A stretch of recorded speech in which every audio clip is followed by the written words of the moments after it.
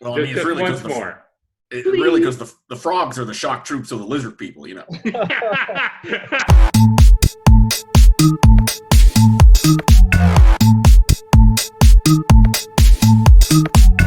I'm Chuck Black, and this is the Age of Ingenuity, our weekly chronicle of Canada's current innovation economy. And here's what's happening. Spy satellite technology, originally commercialized by the mining industry, is being used by archaeologists to find and inventory 10,000-year-old underwater mines in Central America. And we're going to take a look at that. And I'm Alan Calder, and I think the satellite technology being used for archaeology can be used for a great many other things, and we're going to talk about that as well. I'm Brian Orlotti, and I'd like to learn a little more about the anomaly hunting methodologies being used by these new tools before passing judgment. But I'd also like to remind everyone to like, comment, share, subscribe to support this vidcast on Patreon and PayPal. Speaking of which, here are the stories we're currently tracking. And our first piece comes from the National Post, titled "Canadian Scuba Diver in Mexico Accidentally Discovers Vast Prehistoric Industrial Complex." It was a simple stroke of serendipity that led to the discovery in Mexico of the earliest underground ochre mine in the New World, or a new journal article describes as a vast prehistoric industrial complex as much as 12 millennia old, where Paleo-Indians prospected for the valuable red iron-rich material that is a major factor in human evolution. It began in 2017 when a Canadian scuba diving instructor went through a tight passage to become the first person ever to enter an unknown chamber in the cave complex in Quintana Roo on the eastern Yucatan Peninsula on Mexico's Caribbean coast. I think it's notable that the National Post article focused on the serendipity of the discovery, but the July 3rd, 2020 American Association for the Advancement of Science piece, Scientific Advances paper on Paleo-Indian ochre mines in the submerged caves of the Yucatan Peninsula. This is the paper in which all of those media coverage is based upon. It talks specifically about the excavations in what are considered to be one of the oldest mining operations ever uncovered in the Americas, were undertaken as a direct result of satellite-based Earth imaging technologies. And this is followed up with articles like the July 12, 2019 Science Live post. Space archaeology is a thing. It involves lasers and spy satellites. And the article specifically says that space-based archaeology is a thing. What do you guys think about that? Well, like they do archaeology in a sense already when they're looking for gold. You know what I mean? They're using the same technology, right? I couldn't imagine it being much different, to be honest. Absolutely. The idea of using remote sensing technologies goes back to the very beginning of the space age, the 1950s and 1960s, goes back to spy satellites who were looking to find images of secret missile silos and stuff like that. And it was first noted publicly in something called the 1998 National Academy of Sciences Engineering and Medicine publication. It was called People and Pixels, Linking Remote Sensing and the Social Sciences. So yeah, the technology has been the same for a long time now. Is this a big discovery suddenly that they could use this technology for something different than what they had been using it for? I don't know. I think in the 70s and the 80s, this was something that was popularized by the mining industry, and that increased its usefulness outside of the secret agent community, and it started bringing the costs down. And it got to the point where after a point, this stuff was something that the average university could afford. I think that's part of it.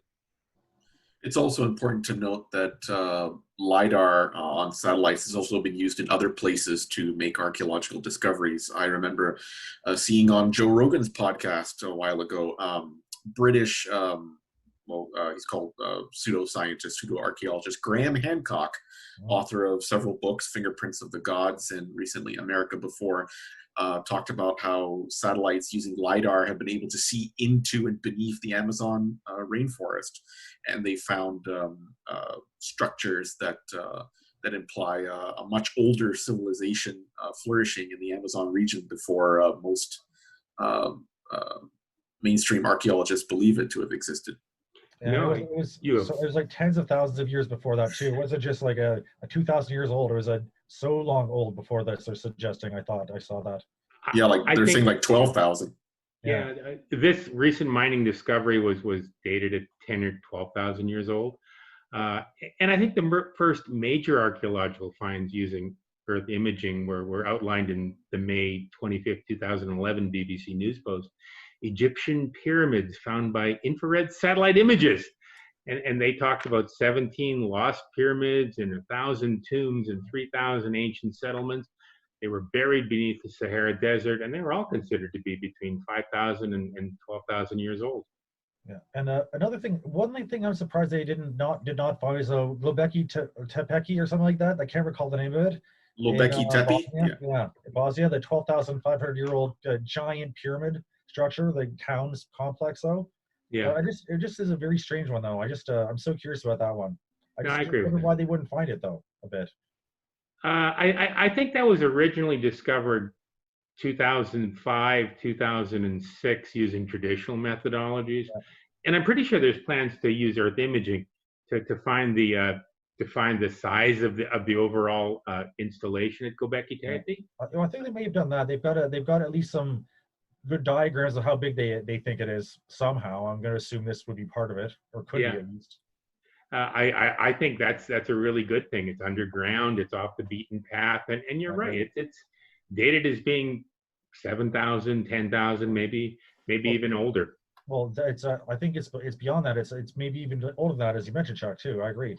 And the photo I like about it then is that when we were suggesting that at 6,000 years ago we were hunter-gatherers, the people who were 12,000 years older were building the Göbekli Tepe thing, and had some very serious like architecture and tools usage already. I agree with that. That strikes me as being confusing.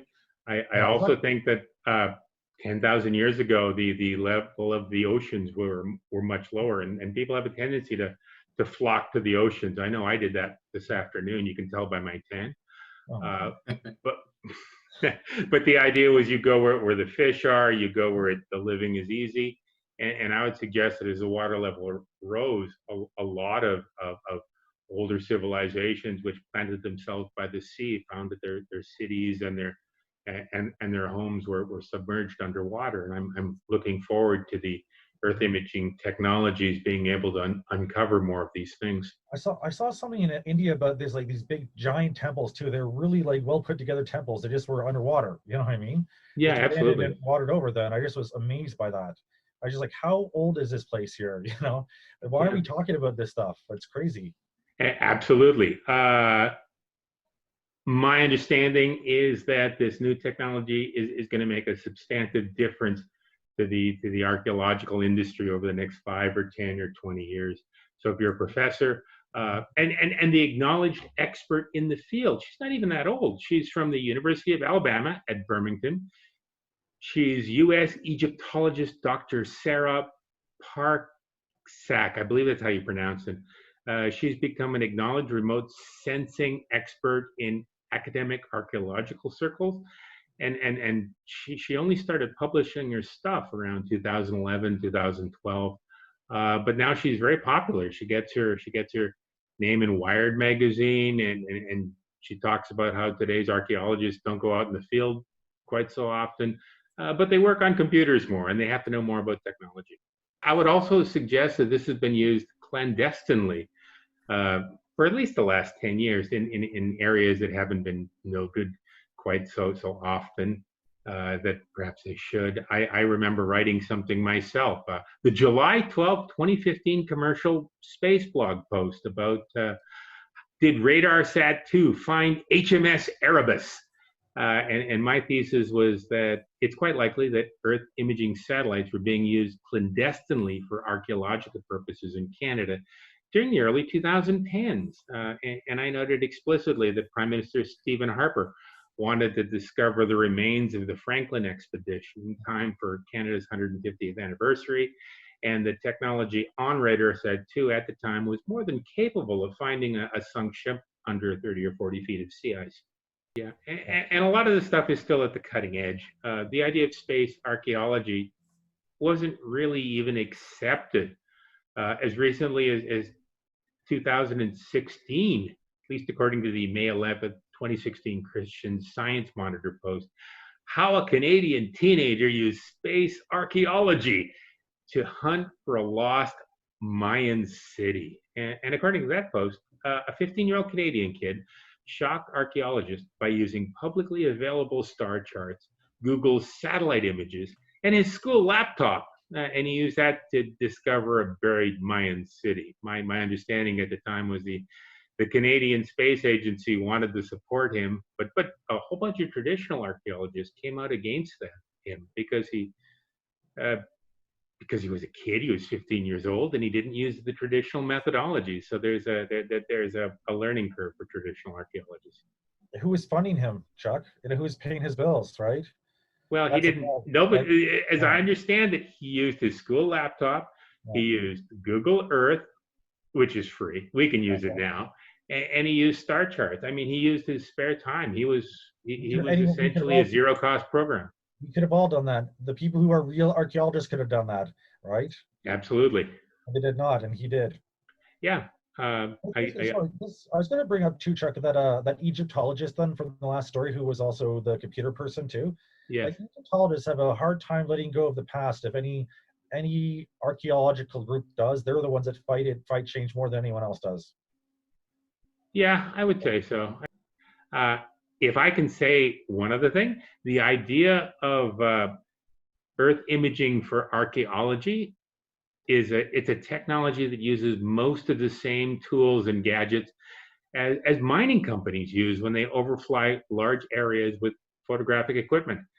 And I would note the April 27th, 2017 ResearchGate posted conference paper, Implementation of Synthetic Aperture Radar and Geoinformation Technologies on the Complex Monitoring and Managing of the Mining Industry Objects, which would suggest that these technologies are well able to track man-made objects both on and substantively below the surface. And our second story, in the words of the great notorious internet personality Alex Jones, notes that the technologies used by Earth imaging systems function according to algorithms developed originally by the military to detect anomalies within data sets rather than looking for overall patterns. And here I note the June 10th, 2020 post on Security Boulevard, Using Machine Learning for Threat Detection by FDL-Sarah. We all live by rules. Some rules are defined strictly and some loosely. There is new research in social psychology about how our world is wired by rule makers and rule breakers, including how all of us as people and communities are wired to follow some rules tightly and some loosely. Cybersecurity is eventually about people and how some break rules, attackers, and others make rules, cyber warriors and products. The cybersecurity effort at the very heart of it is a pattern recognition problem, trying to understand patterns of attacks in various ways and classifying them into benign, rule follower, malicious, rule breaker, or potentially requiring more investigation on precise intent. I think it's worth noting that the article explicitly states that anomalies in the data set collected are always considered significant and indicative of potential rule breakers, as Alex Jones would say, requiring action. Whereas the previous discussion on archaeology noted that their collected data sets were considered anomalies and may or may not be significant and indicative of potential archaeological dig sites. But these anomalies, then, what I'm thinking, it reminds me of, we'll say, Minority Report. It's some balls rolling through here. They're saying, look at it, some strange thing we've got. We got to go check it out, right? and they'll find a crime for it. Yeah, absolutely. I'd also consider that everything has to be understandable or explainable to the military mind. And that's what this article is from. It's from a military publication. And if it's not understandable or explainable, there is some sort of a gap somewhere, a mine shaft gap, a missile gap, something Dr. Strangelove would say. Well, Chuck, some jobs, they don't pay you to think they're a soldier, you know? And here's the problem with looking for anomalies. They're not generally considered significant in traditional scientific research. Everybody remembers high school science class. We were taught to remove both the highest and the lowest numbers from our experimental data sets, specifically because of the strong possibility that those outlier numbers were experimental errors. You guys remember that? Not really, to be honest. Oh, you never took science? You guys never took science as kids? I don't remember science. I don't remember high school. I took science as a kid. I took chemistry and biology. I vaguely remember.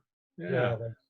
Well, for those who don't remember, there's also the May-June 2011 skeptical Inquirer post called Anomaly hunting, which notes that the process is an investigative technique much loved by the military and, get this, UFO buffs, but reviled by traditional science. According to the article, anomaly hunting is a very poor investigative technique. It's not particularly useful in solving mysteries and is in fact usually counterproductive.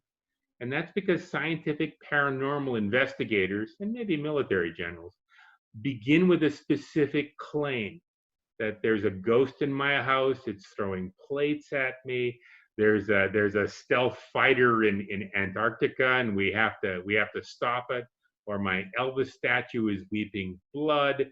And that preliminary understanding is what drives the future analysis of the anomaly.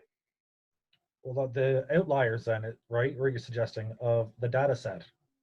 Yes, absolutely. The outliers are given an explanation, and then everybody tries to come up with facts to fit the explanation. Yeah, well, that's, it's these academics here who got to maintain their, trying to get a tenured professorship, No, I agree. I would say that anomaly hunting reverses the typical science process. It essentially puts the investigator in the position of accepting potentially spurious new claims, at least as the starting point of his investigation. We have to accept that there's ghosts in the belfry rather than bats. Then you are proving that there are ghosts in the belfry instead of talking about the belfry. Absolutely, and you're not spending any appropriate due diligence on looking at what else may be in the belfry. It could be bats, it could be mice, it could be any one of a number of things. So tell me, who's right, science or the military? I didn't see them in direct opposition necessarily, though. How so? Well, it seems like the military is using science. Like, seriously, though, that's what it is, though, right? Well, science and military have always gone hand in hand. One makes the discoveries, the other one harnesses the discovery for military use. Yeah, absolutely. Like, exactly. That's how it works. Like, every time. Right? How about that's fair? But maybe if I explained it a little bit differently, a scientist looks for patterns in the data. A soldier looks for contradictions to the patterns in the data. I think when we're talking about the uses of data, we should also reference the November 2nd, 2016 Chicho post under the title Anomalies, Prisons, and Geophysics, How Governments Use Data and How to Stop Them. And this post, actually from a fairly well-known mathematician working out of Montreal, this post notes explicitly that government database administrators intentionally search out anomalies in their data sets and consider them to be very significant And this is despite what scientists might say. So this guy, Chicho, is coming down on the side of the military and UFO investigators, but he's not coming down on the side of traditional scientists. So maybe there's some reason for not quite understanding the harsh break between the two. Maybe they're both essential. Maybe they're both also noted different sides of the same coin. The author of the post states that the defining characteristic of an anomaly is that it can only exist in a comparative setting, in a setting with lots of other data that doesn't fit with it. And he implies that it can only be detected within a certain data set. He also says that data set parameters can be specified to be anything occurring in any combination. And if there's no data set, then there are no anomalies. And a good data set requires sufficient computer processing speed, good data, and a competent interpreter. And if none of those things or if only one of those things are in existence, or even if only one is not working properly, the data set is very, very easily corrupted, either by restricting access to raw data, or by intentionally seeding the database with false or nonsensical information, or through the incompetence of the operator. And the suggestion here is that our Internet of Things future of 100% interconnectivity is an impossible future that's very easy to destroy. To me, it's a good argument never to get too involved in the Internet of Things. I remember you were doing an article about it. I was doing some research on that stuff here. Like it's heavy data sets are going to be coming in huge streams, though, is the problem with the Internet of Things, like very huge data sets, like, better than we'd ever thought of before coming. Like airplanes transmit so much more data than I had any idea about. Yeah. But they were terabytes of data from the sky down to the earth to get the fuel gauge ready or whatever the hell they do with them, And I think it's important to note that doesn't necessarily mean better data. It just means more data. More twice data. Crap is still crap. Well, you're right. You're right. But get more crap though. and I also noticed that the Tech Mahindra, the people you were talking to a couple of years back, yes, they weren't keen on sharing their data sets with anybody else. They were not though at all, Even Bombardier though were talking. They were not even sharing it with Bombardier so much either, from what I was to understand. After talking to both the guys. Yeah, these data sets are perceived of as being things that give them an advantage in the marketplace, so they're going to share them as. Oh, they're not. No, exactly. It's like what are herbs and spices in the chicken, right? You're not going to do that. Give that away. Yeah, nobody wants to give away their secret sauce. So to me, it means this idea of an Internet of Things is kind of a false hope. I think you made a very important point about how data can be putzed with and algorithms can be tweaked, and that's why I think, and I know this isn't a very popular opinion, but I think that that traditional books, traditional media, and traditional research is not going to go away. It can serve as a counterpoint to the volatility of the internet. I mean, I love ebooks and I love PDFs and reading stuff on a tablet, but I mean, when the apocalypse comes, which is going to survive, an iPad or a book? Oh, and which one would you trust to give to your kids a book you like? Something that's on tablet that maybe fiddle around with, or just a book that you like when you're a kid, because the data is so easily tempered with. Well, that's the thing. I mean, I like both, but for permanence, I mean, history has proven that books are the way to go. Yeah. And those are the stories we're covering this week. As always, the articles we've referenced are listed in the show notes.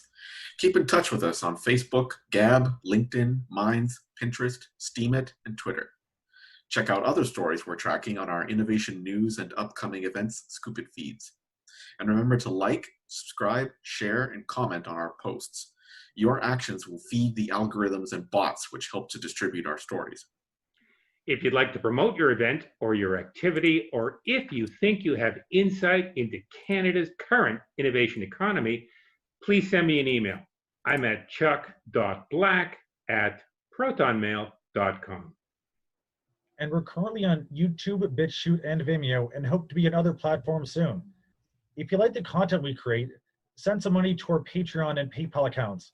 We appreciate your patronage. And that's all for this week. Check out our comments for insights from associate producer John Pentern. And remember, we'll be back next week with more stories covering our current age of ingenuity.